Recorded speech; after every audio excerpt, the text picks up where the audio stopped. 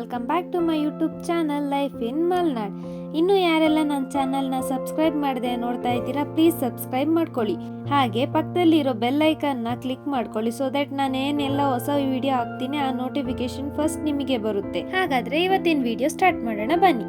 ಫಸ್ಟಿಗೆ ಇಲ್ಲಿ ನಾನು ತಿಂಡಿಗೆ ದೋಸೆ ಮಾಡ್ತಿದ್ದೆ. ನನ್ನ ಸ್ಟೈಲಲ್ಲಿ ನೀರು ದೋಸೆ ಮಾಡ್ತಾ ಇದ್ದೀನಿ. ಇಲ್ಲಿ ಹಿಂಗಾದ್ಮೇಲೆ ನಾನು ನೀರು ದೋಸೆ ಎತ್ತಬೇಕು ಅಂತ ಹೇಳ್ತಾ ಇದ್ದೀನಿ. ನಮ್ಮ ಈ ಮಲೆನಾಡಲ್ಲಿ ನೀರು ದೋಸೆ ಅನ್ನೋದು ತುಂಬಾನೇ ಫೇಮಸ್ಸು. ನೀರು ದೋಸೆಗೆ ಚಿಕನ್ ಸಾರು ಇದ್ರಂತೂ ಆಹಾ ಕೇಳೋದೇ ಬೇಡ. ನನಗೆ ಫೇವ್ರೆಟ್ ಅಂದರೆ ನೀರು ದೋಸೆನೇ, ಏಕೆಂದರೆ ಅದನ್ನ ಕ್ವಿಕ್ಕಾಗಿ ಕೂಡ ಮಾಡ್ಬೋದು, ಟೇಸ್ಟಿಯಾಗಿ ಕೂಡ ಇರುತ್ತೆ.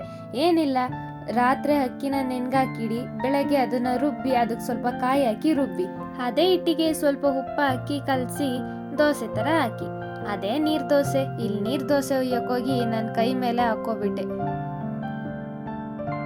ಇಲ್ಲಿ ನಾನು ತೋರಿಸ್ತಿರೋ ರೀತಿಲಿ ಫಸ್ಟು ಎಣ್ಣೆ ಹಚ್ಕೋಬೇಕು. ಈ ನೀರು ದೋಸೆಗೆ ಎಣ್ಣೆ ಅನ್ನೋದು ತುಂಬಾ ಮುಖ್ಯ ಆಗುತ್ತೆ. ಸುತ್ತ ಎಣ್ಣೆ ಹಚ್ಕೊಂಡು ಫಸ್ಟು ರೌಂಡಾಗಿ ಹಿಟ್ಟನ್ನ ಹಾಕಬೇಕು. ಈ ನಾರ್ಮಲ್ ಮಸಾಲೆ ದೋಸೆ ಥರ ಎಲ್ಲ ಗಟ್ಟಿಯಾಗಿ ಹಾಕ್ಬಾರ್ದು. ಈ ನೀರು ದೋಸೆನ ತೆಳುವಾಗಿ ಹಾಕಬೇಕು, ಆವಾಗಲೇ ಟೇಸ್ಟ್ ಜಾಸ್ತಿ. ಟಾಡಾ, ಇಲ್ಲಿ ನೋಡಿ ನಮ್ಮಮ್ಮ ಬಂದಿದ್ದಾರೆ. Back to home.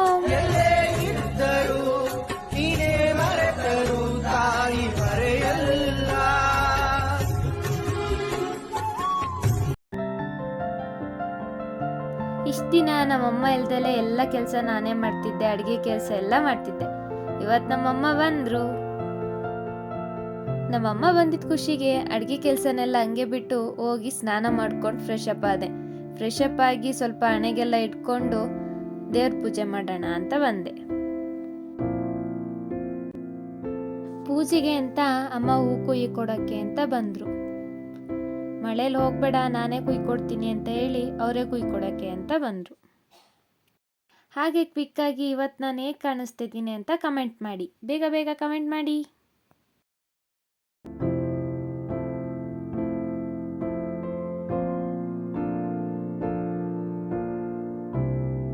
ಜ್ಞಾನಾನಂದಮಯಂ ದೇವಂ ನಿರ್ಮಲಂ ಸ್ಫಟಿಕಾಕೃತಿ ಆಧಾರಂ ಸರ್ವವಿದ್ಯಾನಂ ಹಯಗ್ರೀವ ಉಪಸ್ಮಯೇ.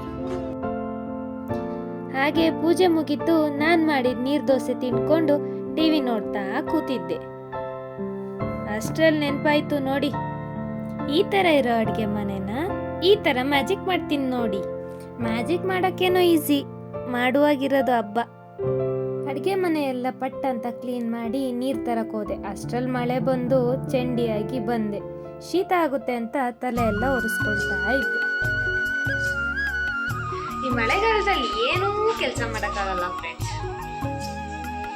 ಎಷ್ಟು ಮಳೆ ಬರ್ತಿದೆ ಅಂತ ತೋರಿಸ್ತೀನಿ ಇದು ನಿಮಗೆ.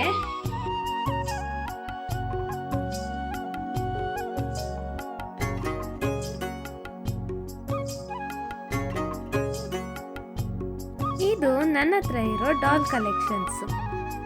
ಇನ್ನೇನು ಸಂಜೆ ಆಯಿತು, ಸಂಜೆ ಪೂಜೆ ಮಾಡಿ ಎಡಿಟ್ ಮಾಡೋಕ್ಕೆ ಅಂತ ಹೋದೆ. ಅಷ್ಟರಲ್ಲಿ ನೋಡಿ ಹೋಗಿ ತೋರಿಸ್ಕೊಂಡು ಊಟ ಕರೆಕ್ಟಾಗಿ ಮಾಡಲಿಲ್ಲ. ಈಗ ಹೊಟ್ಟೆ ಹಸಿತಿದೆ ಫ್ರೆಂಡ್ಸು, ಅದಕ್ಕೆ ಮ್ಯಾಗಿ ಮಾಡ್ಕೊಳ್ತಾ ಇದ್ದೀನಿ. ಏನೇ ಕೋಪ ಇದ್ರು ಊಟದ ಮೇಲೆ ಕೋಪ ತೋರಿಸ್ಬಾರ್ದು, ಆದರೆ ನಾನು ಊಟದ ಮೇಲೆ ಕೋಪ ತೋರಿಸ್ತೀನಿ ಯಾವಾಗಲೂ. ನಂಗೀಗ ಸರಿಯಾಗಿ ಆಗ್ತಿದೆ. ನೀವ್ಯಾರು ಊಟದ ಮೇಲೆ ಕೋಪ ತೋರಿಸ್ಬೇಡಿ ಫ್ರೆಂಡ್ಸ್.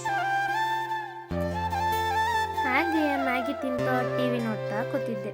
ಅಷ್ಟರಲ್ಲಿ ನನ್ನ ಫ್ರೆಂಡ್ ಅಮ್ಮು ಅವ್ರಿಗೆ ಸಿಕ್ಕಿದ್ದ ಬೇರೆಡ್ಬೆನ ಕಳಿಸಿದ್ಲು. ಅವ್ರ ಮನೇಲಿ ಯಾವ ಥರ ಮಾಡ್ತಾರೆ ಅಂತ ಹೇಳ್ತೀನಿ ಕೇಳಿ. ಇದನ್ನ ನಮ್ಮ ಸೈಡು ಬೇರೆಡ್ಬೆ ಅಂತ ಕರೀತಾರೆ. ಇದು ಮಳೆಗಾಲದಲ್ಲಿ ಜಾಸ್ತಿ, ತಿನ್ನೋಕೆ ಮಾತ್ರ ತುಂಬ ಟೇಸ್ಟಿಯಾಗಿರುತ್ತೆ. ಇದನ್ನ ಹೇಗೆ ಮಾಡೋದು ಅಂತ ಹೇಳ್ತೀನಿ ಬನ್ನಿ. ಮೊದಲು ಇದಕ್ಕೆ ಬೇಕಾಗಿರೋ ಐಟಮ್ಸ್ಗಳು: 2 onion, 1 tomato, ginger garlic paste, chilli powder, dhaniya powder, turmeric powder, garam masala and salt. ಈಗ ಹೇಗೆ ಮಾಡೋದು ಅಂತ ನೋಡೋಣ. ಫಸ್ಟಿಗೆ ಅಣಬೆನ ನೀಟಾಗಿ ತೊಳ್ಕೊಬೇಕು. ಮಣ್ಣು ಇಲ್ಲದೆ ಇರೋ ಹಾಗೆ ನೀಟಾಗಿ ತೊಳೆದು ಒಂದು ಪಾತ್ರೆಗೆ ನೀರನ್ನ ಸೋಸೋಕ್ಕೆ ಇಡಬೇಕು. ಫಸ್ಟ್ ಒಂದು ಪಾತ್ರೆಗೆ ಆಯಿಲ್ ಹಾಕೋಬೇಕು. ಅದಕ್ಕೆ ಈರುಳ್ಳಿ ಚೆನ್ನಾಗಿ ಬೆಂದ ಮೇಲೆ ಸ್ವಲ್ಪ ಟೊಮ್ಯಾಟೊ ಆದಮೇಲೆ ಜಿಂಜರ್ ಗಾರ್ಲಿಕ್ ಪೇಸ್ಟ್ ಹಾಕಿ ಚೆನ್ನಾಗಿ ಬಾಡಿಸ್ಕೋಬೇಕು. ಆಮೇಲೆ ತೊಳೆದಿಟ್ಟಿರೋ ಅಣಬೆನ ಹಾಕಿ ಅದು ನೀರು ಬಿಡೋವರೆಗೂ ಚೆನ್ನಾಗಿ ಬೇಯಿಸ್ಕೋಬೇಕು. ಸ್ವಲ್ಪ ಕೂಡ ನೀವು ನೀರು ಹಾಕಬಾರ್ದು, ಅದರಲ್ಲಿರೋ ನೀರನ್ನ ಬಿಡೋ ರೀತಿ ಬೇಯಿಸ್ಕೋಬೇಕು. ಅಣಬೆ ನೀಟಾಗಿ ಬೆಂದಮೇಲೆ ಅದಕ್ಕೆ ಸ್ಪೈಸಸ್ಗಳನ್ನ ಹಾಕಬೇಕು. ಚಿಲ್ಲಿ ಪೌಡರ್, ಧನಿಯಾ powder, turmeric powder, garam masala ಇಷ್ಟೆಲ್ಲ ಹಾಕಿ ನೀಟಾಗಿ ಬೇಯಿಸ್ಕೊಂಡು ಲಾಸ್ಟಿಗೆ ನಿಮಗೆ ಟೇಸ್ಟಿಗೆ ಎಷ್ಟು ಬೇಕು ಅಷ್ಟು ಉಪ್ಪು ಹಾಕ್ಕೊಳ್ಳಿ.